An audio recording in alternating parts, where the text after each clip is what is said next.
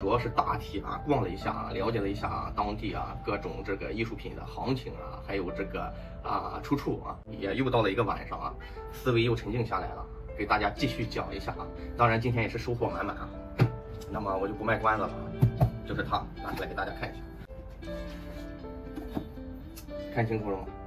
啊，这就是大名鼎鼎的雍正一把帘啊。为什么说我说它是大名鼎鼎呢？听我讲，我给大家仔细讲一下啊。帘呀自古讲究也是非常多啊，是比较具有传承的啊。你像君子四爱里边，你比如说这个羲之爱鹅陶渊明爱菊然后这个周敦颐爱莲，东坡爱雁等等的啊。那这个咱就不一一这个概述了啊。这个一把帘呢，又叫一树帘啊。最早可以追溯到什么时候呢？追溯到汉代。汉代的时候在陶罐上就发现了有莲花，有这种北宋时期应该是耀州青瓷器这上边也会出现这种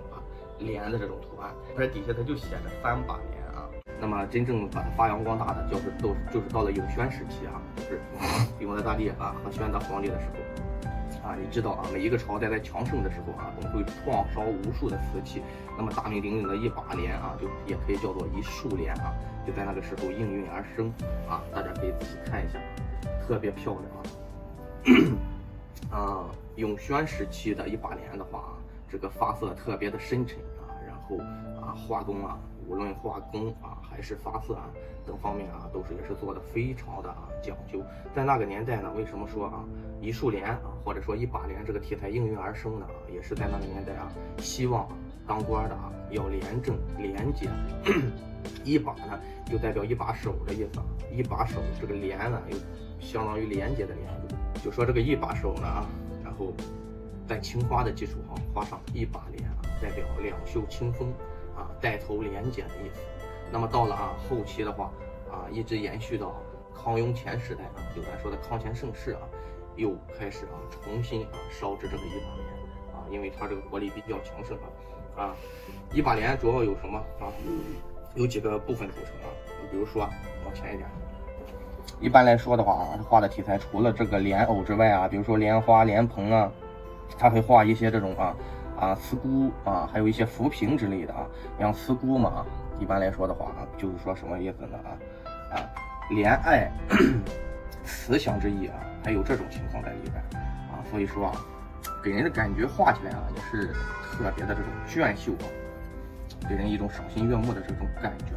今天说的重点为什么说是还是说那句话是为什么雍正时期的是大名鼎鼎的因为雍正的话是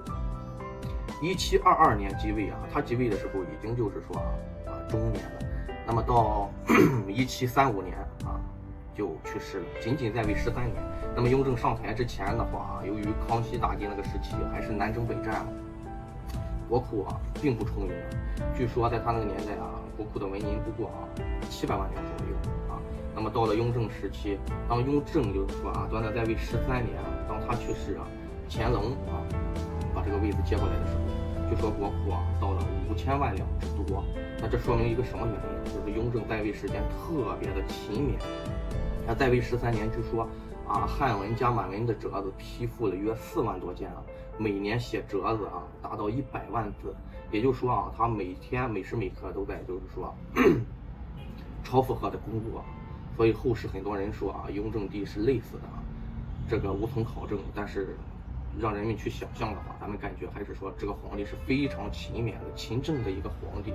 这个是没有争议的，在历史事实上没有一点争议。所以说在这种高强度的工作下，所以就是说激发了他对艺术的追求。因为一个人在过度劳累的情况下会找一个出口据说他一生没有踏出紫禁城你比如说康熙咱们都知道乾隆6下江南，其实康熙也是6下江南。那么雍正一辈子没有出过门未踏出紫禁城半步，所以他把艺术追求全部都放到瓷器上了。所以现在屡很多时候雍正一朝的瓷器屡创天价雍正的一把帘可以看一下他还是说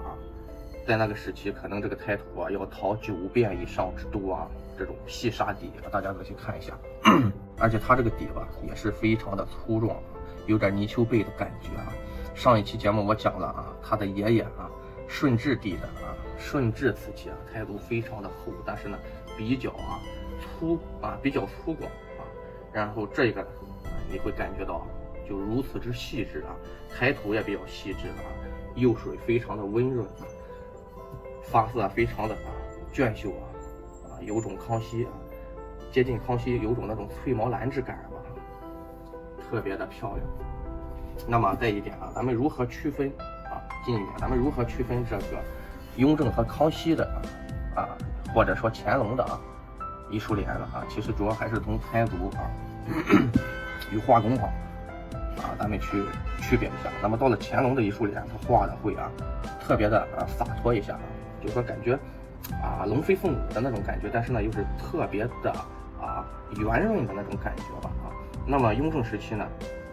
给人的感觉呢就是画的特别的规整，可能与这个皇帝的风格有关系就是特别的严谨。那么到了康熙呢他会给人一种感觉就是支支棱棱的就是感觉这个人这个东西有棱有角的那种感觉。那么到了雍正呢就是特别规整，那么到了乾隆呢有种飘逸的感觉。当然我说的这种感觉只是从画工个人角度去理解对于我们广大藏友来说的话得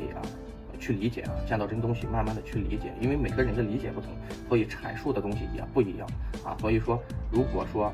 没有见过或者什么的，可以按照我的思路去想一下再一个乾隆时期的这个艺术联的话，它的底会略薄一些越往后你知道这个瓷器越薄。再一个比如说清3代的越往早的一些盘子看一下，这些地方都会起一个边儿这个地方都会起一个边儿到了后期基本上这种就不大存在了那么像雍正180联这种传世的大盘有几个特点。第一是细沙底胎足比较粗，然后画的比较规整发色俊秀有种见人上喜的这种感觉像这种28左右尺寸的这种传世的艺术联的大盘对于目前人来说的话也是十分具有收藏价值的，大家可以欣赏一下。如传世的精华，字字故事美丽，眉眼的笑意。我是收藏小哥，喜欢收藏，喜欢收藏背后的故事，请关注我，给我点赞，下期节目